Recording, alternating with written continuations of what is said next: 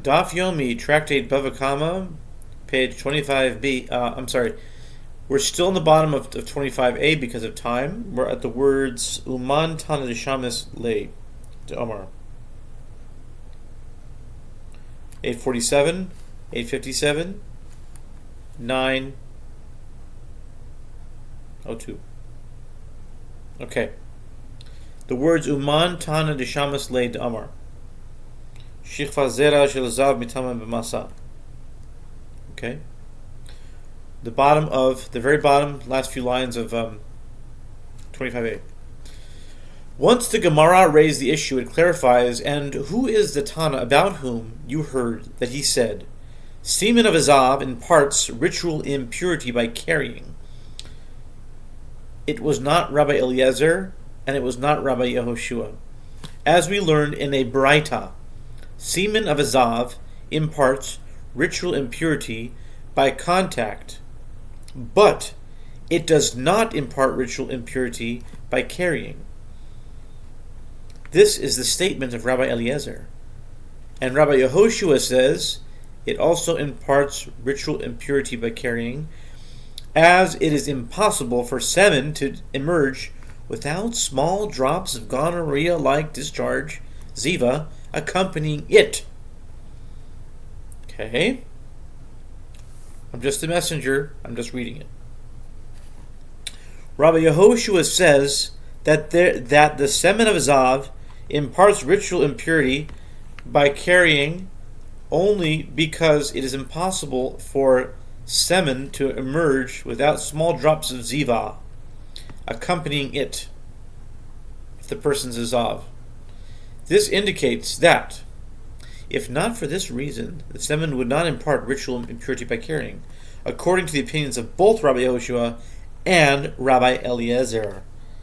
The Gemara explains, rather, it must be that this Tana is the one who holds the opinion that the semen of a Zav imparts ritual impurity by carrying, as we learned in a Mishnah listing the sources of ritual impurity. Kalim 1:3. Of a greater degree, the ritual impurities listed previously in the Mishnah, in other words, the impurity of a creeping animal, semen, and the one who contacts ritual impurity from a corpse. And now we move on to 25b at the top. Zovo shel Zav, Veruko, Shikva Zaro. Are the ziva of a Zav, and his spittle, and his semen, and his urine, and the blood of a menstruating woman, all of which impart impurity both by touching and by carrying. The Gemara questions this assertion, but perhaps here too the reason for the severity of the ritual impurity of the semen is indeed because it is impossible for it to emerge without small drops of ziva accompanying it. But it is not due to the impurity of the semen itself. The Gemara rejects this opinion. If that would be so, let the Tana of the Mishnah teach it in the list of bodily fluids, along with meaning listed immediately following his ziva. What is different about semen that he teaches it along with his spittle? Rather, is it because the halakha is derived from that of his spittle, therefore his semen itself imparts impurity by carrying, even if there would not be small drops of ziva accompanying it? The Gemara returns to the primary discussion returning the principle. It is sufficient for the conclusion that emerges from an a fortiori inference to be like a source. Rabbi Achav Difti said to Ravina, but there is this Tana who does not apply the principle. It is sufficient. Tayo, at all, even though such an application would not refute the entire a fortiori inference, as it is taught in a Braita. From where is it derived that a thick mat can contract ritual impurity from a corpse? It is a logical derivation based on an a fortiori inference, meaning a kal v'chomer.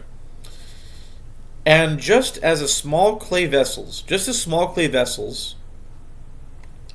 ketanim, the sixth parsha, Yaakov Avinu, pachim ketanim. He crossed the river to get the vessels. Okay, anyway, just as small vessels into which even a finger cannot be inserted because of their narrow opening. and which remain ritually impure despite contact with Azav, nevertheless become impure if present under one roof with a corpse, then is it not right that a mat which can become impure due to contact with Azav will similarly become impure if present under one roof with a corpse? And the Tana cites this Kal V'chomer inference both to derive the halacha that the mat becomes ritually impure with impurity that lasts until nightfall, as it would if it were to come into contact with a zav, and to derive that the mat becomes ritually impure with impurity that lasts for 7 days, as would any vessel that contracted ritual impurity from a corpse. And why does he do so? Say, instead, that the a fortiori inference is effective in deriving the halacha that the mat can contract ritual impurity from a corpse, but only with regard to rendering it impure until nightfall. And also say that the principle it is sufficient is effective by limiting the scope of the Kal V'chomer inference to exclude the possibility that the mat would be rendered impure for 7 days. Ravina said to Rav Acha, this question was already raised by Rav Nachman bar Zechariah to Abaya. And Abaya said to him, in response, this Tana does not derive the halacha with regard to the mat through an a fortiori inference from the case of Zav. Rather, he derives it from the halacha of a mat that came into contact with the carcass of a creeping animal. And this is what he is saying. The first derivation is as follows. From where is it derived that a mat is susceptible to impurity imparted by the carcass of a creeping animal? And it is a logical derivation based on an a fortiori inference, a Kal V'chomer. And just as small vessels, which remain pure despite contact with a zav, nevertheless become impure from contact with the carcass of a creeping animal, is it not right that a mat, which becomes impure from the impurity of a zav, will likewise become impure from the contact with the carcass of a creeping animal? The second derivation is as follows. But from where is it derived that a mat contracts impurity from a corpse? It is derived through a verbal analogy with regard to impurity imparted by the carcass of a creeping animal. It is stated, or a garment or leather, Leviticus 11:32. With regard to impurity imparted by a corpse, it is stated, a garment or anything made of leather, Numbers 31:20. Just as with regard to the terms garment and leather, stated, with regard to a creeping animal, a mat becomes impure from it, so too with regard to the terms garment and leather, stated with regard to a corpse, a mat becomes impure from it. The Gemara notes it must be that the words garment and leather are free.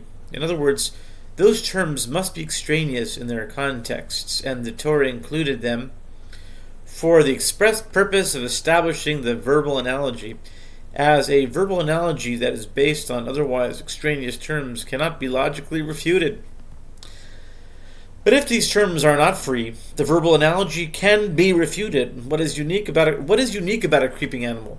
It is unique in that it renders items impure even by means of contact with a lentil bulk of a creeping animal.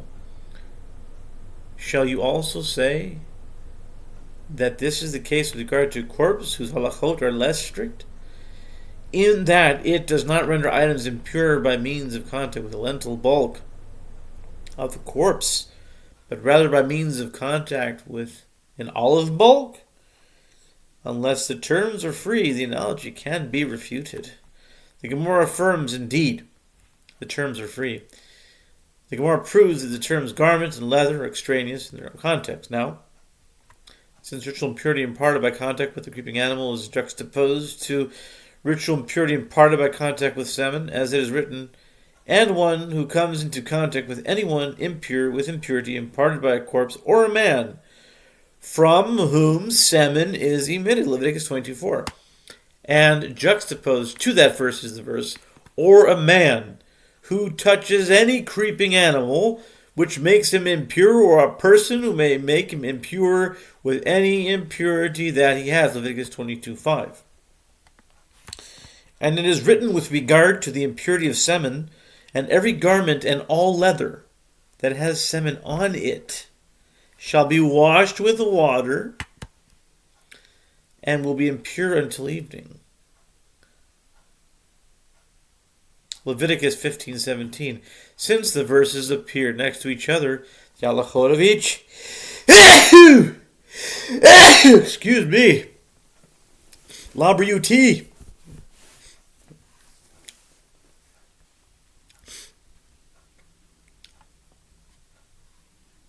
The halachot of each can be derived from the other. Consequently, why do I need the words garment and leather that the merciful one wrote with regard to a creeping animal?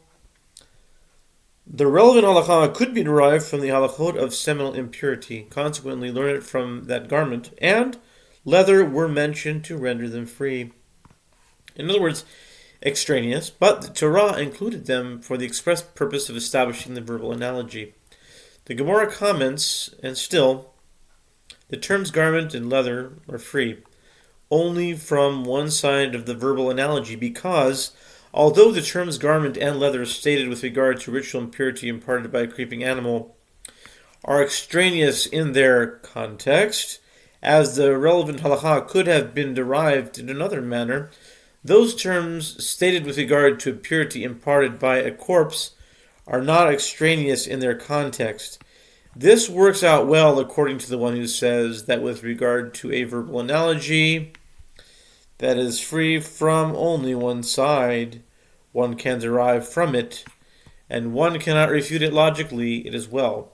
But according to the one who says that one can derive a halakha from a verbal analogy of this kind, and one can also refute it logically, what can be said? It has already been established that the carcass of a creeping animal is stricter in some senses than a corpse.